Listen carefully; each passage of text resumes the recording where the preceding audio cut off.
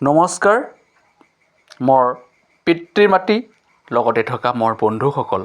আপোনালোকে যদি ষ্ট্ৰবেৰী ঘৰতেই ৰুই পেলাই খাব যদি বিচাৰে, তেনেহ'লে এনেদৰে টাবত নাইবা সৰু সৰু বাল্টিত ৰুই চাওক।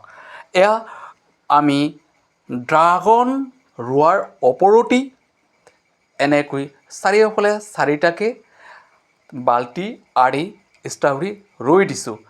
আৰু এই ষ্ট্ৰবেৰীত যেতিয়া পানী আপোনালোকে দিব, তেতিয়া ই অনায়াসে আকৌ ড্ৰাগনত পানী পৰিব।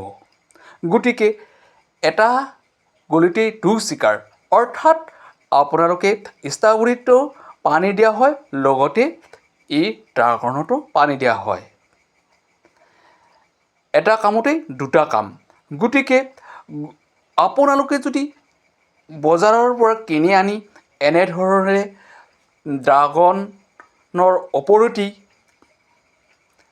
অৰ্থাৎ ড্ৰাগনৰ খুঁটিৰ ওপৰতেই এনেকৈ আঁৰি পেলাই চাৰিওফালে টাবত ষ্ট্ৰবেৰী ৰুই, তেনেহ'লে নিশ্চয় আপোনালোকে ঘৰতেই পাই খাব। এয়া চাওক, সুন্দৰভাৱে পকি আছে। গতিকে আপোনালোকে মাটিত নুৰুই এনেকৈয়ে টাবত ৰুই চালে নিশ্চয় সুফল পাব। আৰু পশু পক্ষীৰ পৰাও বা সৰু সৰু মানুহৰ পৰাও ৰেহাই পাব।